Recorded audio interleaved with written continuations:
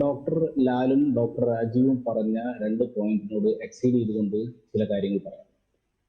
ഒന്നാമതായി രാജീവ് പറയുണ്ടായി doctor is not a Superman.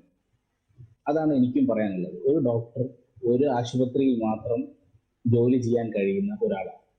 പുതിയ മെഡിക്കൽ കോളേജുകൾ ഉണ്ടാക്കുമ്പോൾ ആ മെഡിക്കൽ കോളേജിലേക്ക് നിലവിലുള്ള മെഡിക്കൽ കോളേജിൽ നിന്ന് സബ്സ്റ്റിറ്റ്യൂട്ട്സിനെ അയക്കുമ്പോൾ നിലവിൽ വളരെ തിരക്കേറിയ മെഡിക്കൽ കോളേജുകളിൽ ഡോക്ടർമാരുടെ അഡ്വക്കേറ്റ് ആയിട്ടുള്ള സംഖ്യ ഇല്ലാതെ ആകുമ്പോൾ രോഗികളുടെ തിരക്ക് കൂടുകയും അവിടെ പ്രശ്നങ്ങൾ ഉണ്ടാവുകയും ചികിത്സ കിട്ടാത്ത അവസ്ഥ ഉണ്ടാവുകയും ചെയ്യും.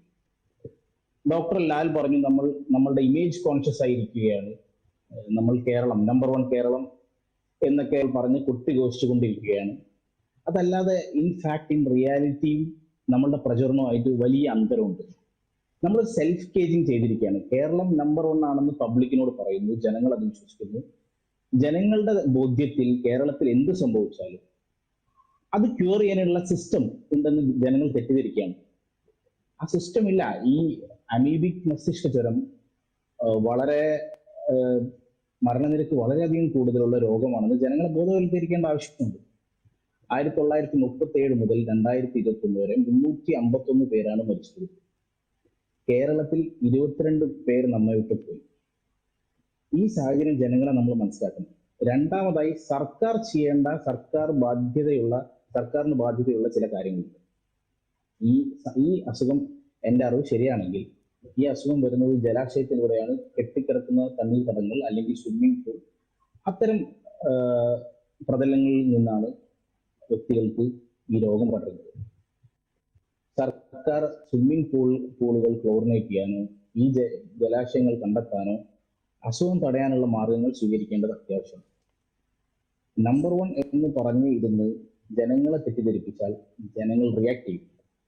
ഡോക്ടർ രാജീവ് പറഞ്ഞതുപോലെ ക്രൈമിനെ മോട്ടീവ് ഒരിക്കലും സാധൂകരിക്കാനോ നീതീകരിക്കാനോ കഴിയില്ല. ക്രൈം തന്നെയാണ്. ഡോക്ടർ സൂപ്പർമാൻമാരല്ല.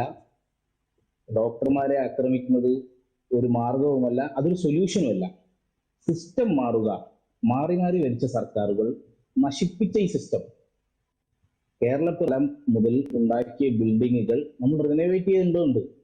അത് റിനോവേറ്റ് ചെയ്യാത്തത് കൊണ്ടാണ് കോട്ടയത്ത് കൂട്ടിരിപ്പ് രോഗിയായ ബിന്ദുവിനെ നമുക്ക് നഷ്ടപ്പെട്ടത്. അവിടെ പുതിയ ബിൽഡിംഗ് പണി കഴിഞ്ഞ് നിൽക്കുകയാണ്. അത് ജനുവരിയിലോ ഫെബ്രുവരിയിലോ ഉദ്ഘാടനം ചെയ്യാമെന്ന് കരുതി, തെരഞ്ഞെടുപ്പിന്റെ പ്രചാരണത്തിന്റെ ആയുധമാക്കാമെന്ന് കരുതിയിട്ടാണ് ആ ബിൽഡിങ്ങുകളിലേക്ക് നമ്മൾ ഷിഫ്റ്റ് ചെയ്യുന്നത്. അതുകൊണ്ട് നമുക്ക് നമ്മുടെ കൂടെ ഉണ്ടായിരുന്ന ബിന്ദുവിനെ നഷ്ടപ്പെട്ടു. ഈ സാഹചര്യമാണ് മാറേണ്ടത്. ഇത് സർക്കാർ മാറ്റേണ്ട സാഹചര്യമാണ്, സിസ്റ്റം മാറ്റേണ്ട സാഹചര്യമാണ്. ഇതിന് ഡോക്ടർമാരെ പഴുതേറിയിട്ട് കാര്യമില്ല. നമ്മുടെ ഡോക്ടർമാരാണ് ലോകത്തിലെ ഏറ്റവും സ്കിൽഡ് ആയിട്ടുള്ള ഡോക്ടർമാർ. അതുകൊണ്ടാണ് ലോകരാഷ്ട്രങ്ങൾ, വലിയ രാഷ്ട്രങ്ങൾ എല്ലാവരും നമ്മുടെ ഡോക്ടർമാരെ 2 കൈയും നീട്ടി സ്വീകരിക്കുന്നത്.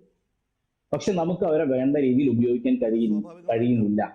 ഈ കുത്തഴിഞ്ഞ ഡോക്ടർമാർക്ക് അവിടെ ജോലി ചെയ്യാൻ ഒരു സുരക്ഷിതത്വം ഇല്ല എന്ന് കരുതി പുറത്തു പോകുന്നതിനുള്ള ഒരു പ്രേരണയ്ക്ക് കൂടി ഇത്തരം സംഭവങ്ങൾ കാരണമാവില്ലേ? തീർച്ചയായും. ഈ കുത്തഴിഞ്ഞ സിസ്റ്റത്തിൽ അവർക്ക് ഈ സ്കിൽഡ് ആയിട്ടുള്ള വളരെ കഴിവുള്ള ഡോക്ടർമാർക്ക് ജോലി ചെയ്യാനുള്ള സാഹചര്യമില്ലാത്ത ഒരു നിലവിലെ നിജസ്ഥിതി അങ്ങനെയാണ്. നിലവിലെ പരിതസ്ഥിതി അങ്ങനെയാണ്. ഈ സ്ഥിതി മാറ്റേണ്ടതുണ്ട്. ഈ സിസ്റ്റം മാറേണ്ടതുണ്ട്. നമ്മൾ മാറേണ്ടതുണ്ട്. കേരളം നമ്പർ 1 ആണെന്ന് 24 മണിക്കൂറും കൊട്ടിഘോഷിച്ചുകൊണ്ട് കാര്യമില്ല. ജനങ്ങൾ സ്വാഭാവികമായിട്ടും തെരുവിലിറങ്ങും. കാരണം നല്ലതാണ് എന്ന് നിങ്ങൾ പറയുന്നു. അപ്പൊ ഏതെങ്കിലും തരത്തിൽ ഫെയിലിയർ ഉണ്ടാകുമ്പോൾ ജനങ്ങൾ റിയാക്ട് ചെയ്യും.